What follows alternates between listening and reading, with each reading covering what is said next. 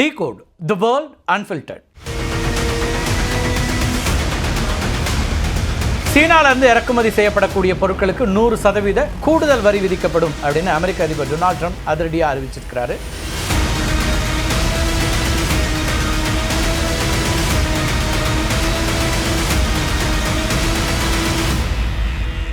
சீனாவிலிருந்து இறக்குமதி செய்யப்படக்கூடிய பொருட்களுக்கு 100% கூடுதல் வரி விதிக்கப்படும் அப்படின்னு அமெரிக்க அதிபர் டொனால்ட் ட்ரம்ப் அதிரடியாக அறிவிச்சிருக்கிறாரு.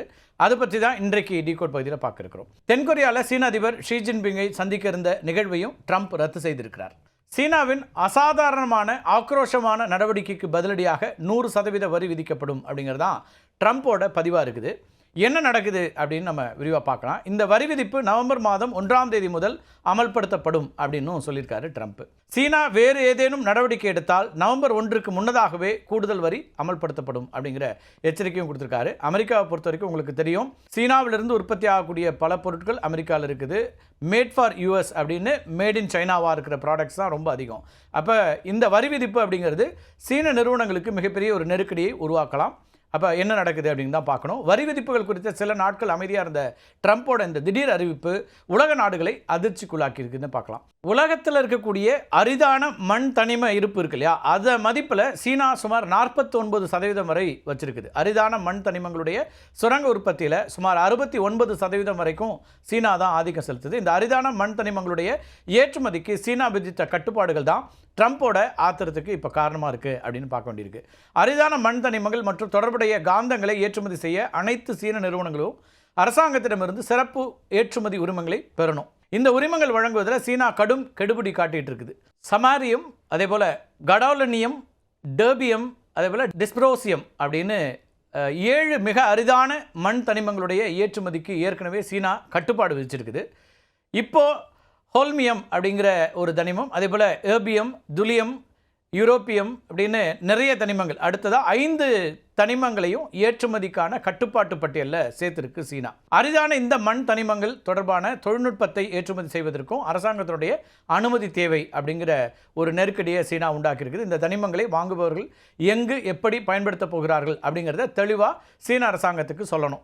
சீனாவில் உற்பத்தி செய்யப்படக்கூடிய மண் தனிமங்களுடைய மிகச்சிறிய அளவை, அதாவது 0.1% கொண்டிருக்கக்கூடிய வெளிநாட்டு பொருட்களுடைய ஏற்றுமதிக்கு கூட சீன அரசனுடைய ஒப்புதலை பெற வேண்டும். சீன மூலப்பொருட்கள் அல்லது தொழில்நுட்பத்தை பயன்படுத்தி வெளிநாடுகளில் தயாரிக்கப்படக்கூடிய காந்தங்கள் மற்றும் செமிகண்டக்டர் பொருட்களுக்கு இந்த கட்டுப்பாடுகள் பொருந்தும் அப்படிங்கிறதெல்லாம் சீனா கொண்டு வந்திருக்கக்கூடிய புதிய கட்டுப்பாடுகள். தன்னுடைய பொருட்களுடைய ஏற்றுமதிக்கு சீனா கட்டுப்பாடுகளை விதித்தனால ட்ரம்ப் ஏன் இந்த மாதிரி எதிர்வினை ஆற்றணும் அப்படிங்கிற கேள்வி உங்களுக்கு எழலாம். சீனாவுடைய இந்த நடவடிக்கை அப்படிங்கிறது நேரடியாக அமெரிக்க இராணுவத்தை பாதிக்கக்கூடியதாக இருக்குது. அரிதான மண் தனிமங்கள், ஜெட் என்ஜின்கள், கைடட் மிசைல்ஸ், ராடார் அமைப்புகள், துல்லியமான ஆயுதங்கள், நைட் விஷன் சாதனங்கள், அதேபோல் தகவல் தொழில்நுட்ப அமைப்புகளில் பயன்படுத்தப்படக்கூடிய ஹை பவர் பெர்மனெண்ட் மேக்னட்ஸ் அப்படின்னு பல விஷயத்துக்கும் இந்த அரிதான மண் தனிமங்கள் தேவைப்படுது. குறிப்பாக அமெரிக்காவுடைய F-35 ஃபைட்டர் ஜெட், இதற்கான தேவையும் இங்கே முக்கியத்துவம் பெறுது. இந்த விமானத்தினுடைய என்ஜின், சென்சார்கள், வழிகாட்டி அமைப்புகள், அது மட்டும் இல்லாமல் மற்ற மின்னணு அமைப்புகளுக்கு நியோடிமியம், அதே போல் டர்பியம், டிஸ்ப்ரோசியம் அப்படின்னு இந்த அரிதான மண் தனிமங்கள்லாம் அத்தியாவசியம் அப்படிங்கிற ஒரு தேவை இருக்கக்கூடியதை பார்க்குறோம். சீனாவுடைய கட்டுப்பாட்டால் F-35 ஃபைட்டர் ஜெட் உற்பத்திங்கிறது கடுமையாக பாதிக்கப்படக்கூடிய ஒரு சூழல் ஏற்படுது. இந்த விமானங்களை 2040ஆம் ஆண்டு வரைக்கும் உற்பத்தி செய்யணுங்கிறது அமெரிக்காவுடைய திட்டம். இந்த போர் விமானங்களை வாங்கிறதுக்கு இஸ்ரேல், ஜப்பான், தென்கொரியா, பெல்ஜியம், ஃபின்லாந்து, ஜெர்மனி அப்படின்னு பல நாடுகள் அமெரிக்காவோட ஏற்கனவே ஒப்பந்தம் செஞ்சுருக்கிறாங்க. அரிய மண் தனிமங்கள் பற்றாக்குறையால் F-35 ஃபைட்டர் ஜெட் உற்பத்தி பாதிக்கப்பட்டு அமெரிக்க இராணுவத்திற்கு பெரும் தலைவலியாக மாறக்கூடிய ஒரு சூழல் ஏற்பட்டிருக்கு. அது மட்டும் இல்லாமல் உலக நாடுகள் மத்தியில் அமெரிக்காவுக்கு இது ஒரு தலைகுனிவை அல்லது ஒரு நெருக்கடியை அல்லது ஒரு செட்பேக்கை உண்டாக்கும் அப்படின்னு பார்க்கப்படுது. சுரங்கம் தோண்டுதல், பதப்படுத்துதல், அது மட்டும் இல்லாமல் காந்தங்கள் தயாரித்தல் போன்ற அரிதான மண் தொடர்பான சீன தொழில்நுட்பத்தை பயன்படுத்துவதற்கும் சீன அரசாங்கத்தினுடைய ஒப்புதல் தேவைப்படுகிறது. இராணுவ பயன்பாடுகளுக்கு சீனா கண்டிப்பாக ஒப்புதல் அளிக்காது அப்படிங்கிற ஒரு பார்வை இருக்குது. விநியோகத்தில் ஏற்படக்கூடிய தடைகள் அப்படிங்கிறது எஞ்சி இருக்கக்கூடிய தனிமங்களுக்கான விலையை தாறுமாறாக உயர்த்தக்கூடிய ஒரு அபாயமும் இருக்குது. இது அமெரிக்காவுடைய பாதுகாப்பு பட்ஜெட்டில் பெரும் தாக்கத்தை ஏற்படுத்தும். அமெரிக்காவை பொறுத்த வரைக்கும் தன்னுடைய சொந்த அரிதான மண் சுரங்கங்கள் மற்றும் பதப்படுத்தும் வசதிகளை உருவாக்க முயற்சிக்கக்கூடிய நிலையில் தான் அது செயல்பட தொடங்க பல ஆண்டுகள் ஆகும் அப்படிங்கிற ஒரு நிதர்சனமும் இருக்குது. அது வரைக்கும் பற்றாக்குறையை சமாளிக்க சீனாவை தான் சார்ந்திருக்க வேண்டிய சூழலில் அமெரிக்கா இருக்குது. 14 நானோமீட்டருக்கும் குறைவான செமிகண்டக்டர்கள், அது மட்டும் இல்லாமல் இராணுவ பயன்பாட்டிற்கான செயற்கை நுண்ணறிவு ஆராய்ச்சிகளில் பயன்படுத்தப்படக்கூடிய அரிதான மண் பொருட்களுக்கான ஏற்றுமதி விண்ணப்பங்கள் கடுமையான பரிசீலனைக்கு உட்படுத்தப்படும் அப்படின்னும் சீனா இப்போ தெரிவிச்சிருக்கு. இது அமெரிக்க இராணுவத்தினுடைய அடுத்த தலைமுறை தொழில்நுட்ப திட்டங்களுக்கு கடுமையான பின்னடைவை ஏற்படுத்தக்கூடியதாக இருக்கும். இதற்காகத்தான் சீனா மீது ரிவெஞ்ச் எடுக்கிறாரு ட்ரம்ப். தற்போது சீன பொருட்களுக்கு அமெரிக்கா 30% வரி விதிச்சிருக்கு. உங்களுக்கு தெரியும், இந்தியாவுக்கும் பிரேசிலுக்கும் இது 50% இருக்குது. நமக்கும் நெருக்கடி கொடுத்துட்ருக்காரு ட்ரம்ப். அது ஒரு பக்கம் இருக்க, இப்போ 30% இருக்கு இல்லையா சீனாவுக்கு, இது நவம்பர் மாதத்துலேருந்து 130% அதிகரிக்க இருக்குது. இது அமெரிக்கா சீனா வர்த்தக போருடைய உச்சகட்ட நடவடிக்கை அப்படின்னு பார்க்கப்படுது. இது சீனாவுக்கு மட்டும் இல்லாமல் ஒட்டுமொத்த உலக பொருளாதாரத்திற்கு கடுமையான பாதிப்புகளை ஏற்படுத்தும் அப்படின்னு பார்க்குறாங்க. அமெரிக்கா சீன பொருட்களுக்கான மிகப்பெரிய சந்தை அப்படின்னு நான் ஏற்கனவே உங்களுக்கு குறிப்பிட்டிருக்கேன். 100% கூடுதல் வரியால் சீன பொருட்களுடைய விலை அமெரிக்காவில் கிட்டத்தட்ட 2 மடங்கு உயரும். இதனால் சீனாவிலிருந்து அமெரிக்காவுக்கான ஏற்றுமதி கடுமையாக வீழ்ச்சி அடையும். நேரடியாக சொல்லணும் அப்படின்னா எக்ஸ்போர்ட் கொலாப்ஸ் அப்படிங்கிற இடத்தை நோக்கி நகரும். ஏற்றுமதியில் ஏற்படக்கூடிய இந்த வீழ்ச்சிங்கிறது சீன பொருளாதாரத்தில் ஒட்டுமொத்த வளர்ச்சி நேரடியாக பாதிக்கக்கூடியதாக அமையும். இன்னொரு பக்கம் பார்த்தீங்கன்னா ஆப்பிள், வால்மார்ட் இந்த மாதிரியான மிகப்பெரிய அமெரிக்க நிறுவனங்கள் சீனாவிலிருந்து கொள்முதல் செய்வதை உடனடியாக நிறுத்திட்டு வியட்நாம், மெக்சிகோ, இந்தியா அப்படின்னு வெவ்வேறு நாடுகளுக்கு உற்பத்தியை மாற்ற வேண்டிய கட்டாயமும் அதேபோல் இறக்குமதியை அங்கிருந்து செய்ய வேண்டிய ஒரு கட்டாயமும் ஏற்படும்.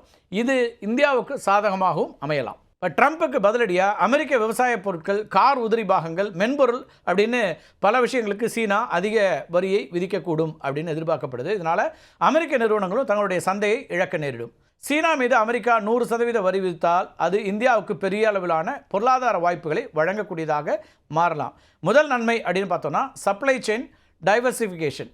அமெரிக்காவில் விலை உயர்ந்த சீன பொருட்களுக்கு பதிலாக அமெரிக்க நிறுவனங்கள் என்ன பண்ணுவாங்கன்னா மாற்று நாடுகளை தேட வேண்டி வரும். இது இந்தியாவுக்கு லாபமாக அமையும். இப்போ ஆப்பிள், சாம்சங் போன்ற மின்னணுவியல், அதேபோல் ஜவுளி, பொம்மைகள், அது மட்டும் இல்லாமல் வாகன உதிரிபாகங்கள் போன்ற துறைகளில் செயல்படக்கூடிய பல அமெரிக்க மற்றும் சர்வதேச நிறுவனங்கள் தங்களுடைய உற்பத்தி ஆலைகளை சீனாவிலிருந்து இந்தியாவுக்கு மாற்ற அதிக வாய்ப்பு இருக்கிறது. இது இந்தியாவினுடைய வெளிநாட்டு நேரடி முதலீட்டை அதிகரிக்கிறதுக்கான ஒரு வாய்ப்பாகவும் மாறலாம். ஆனால் நம்ம தொடர்ச்சியாக பார்க்க வேண்டிய ஒன்று, ட்ரம்ப்பை பொறுத்த வரைக்கும் மாற்றிக்கொண்டே இருப்பார் தன்னுடைய முடிவை. ஏற்கனவே சீனாவுக்கு 100%, 200%லாம் போனார். அதுக்கப்புறம் சீனாவுடைய எதிர்த்தாக்குதல், நேரடியான நெருக்கடிகளுக்கு பிறகு மீண்டும் குறைச்சார்.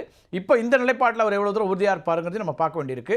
ஒருவேளை உறுதியாக இருந்து 100% அவங்க வரி விதிப்பு அப்படின்னு இருந்ததுன்னா சீன பொருட்களுடைய விலை உயர்வால் இந்தியாவிலிருந்து அமெரிக்காவுக்கான ஏற்றுமதி அதிகரிக்கும். குறிப்பாக ஜவுளி, மருந்துகள், ரசாயன பொருட்கள், அது மட்டும் இல்லாமல் குறைந்த மதிப்பில் இருக்கக்கூடிய மின்னணு பொருட்கள் போன்ற துறைகளில் இந்திய ஏற்றுமதியாளர்கள் அமெரிக்க சந்தையில் கூடுதல் பங்கை கைப்பற்ற ஒரு வாய்ப்பு ஏற்படும். புதிய உற்பத்தி ஆலைகள் இந்தியாவுக்கு வருவதனால லட்சக்கணக்கான புதிய வேலைவாய்ப்புகள் உருவாகலாம் அப்படின்னு எதிர்பார்க்கப்படுது. மேக் இன் இந்தியா போன்ற இந்திய அரசினுடைய திட்டங்களுக்கு இது ஒரு பெரிய ஊக்கத்தை கொடுக்கலாம் அப்படின்லாம் இந்தியாவில் இருக்கக்கூடிய வல்லுநர்கள் பார்க்குறாங்க. மொத்த உள்நாட்டு உற்பத்தியில் உற்பத்தி துறையினுடைய பங்கு உயர்வதற்கு இது ஒரு உதவிகரமாக இருக்கலாம். சில மறைமுக நன்மைகளும் இந்தியாவுக்கு ஏற்படக்கூடிய வாய்ப்பு இருக்குது. அது என்னெல்லாம் பார்த்தோன்னா, உலகளாவிய வர்த்தக போர் மற்றும் பொருளாதார மந்தநிலை குறித்த அச்சங்கள் காரணமாக சர்வதேச அளவில் கச்சா எண்ணெய் விலை குறைய வாய்ப்பு இருக்குது. இந்தியா கச்சா எண்ணெயை அதிக இறக்குமதி செய்கிறதுனால இது இந்தியாவுடைய பொருளாதாரத்துக்கு ஒரு பெரிய நன்மை விளைவிக்கக்கூடியதாக மாறலாம்.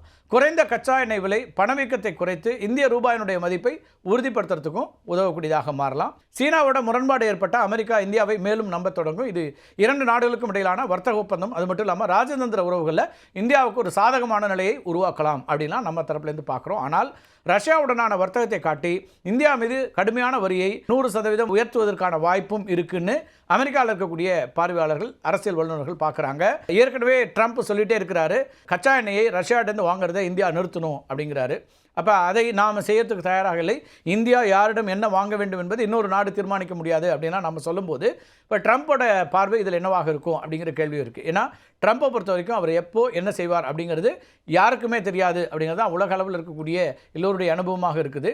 அவருக்கே தெரியுமா அப்படிங்கிற கேள்வி எழக்கூடிய அளவுக்கு அவருடைய ஒவ்வொரு நாள் நடவடிக்கையும் மாறிக்கொண்டே இருக்கிறது அப்படிங்கிறத நம்ம பார்க்குறோம். மீண்டும் ஒரு காணொலியில் சந்திக்கலாம் நண்பர்களே. நன்றி, வணக்கம்.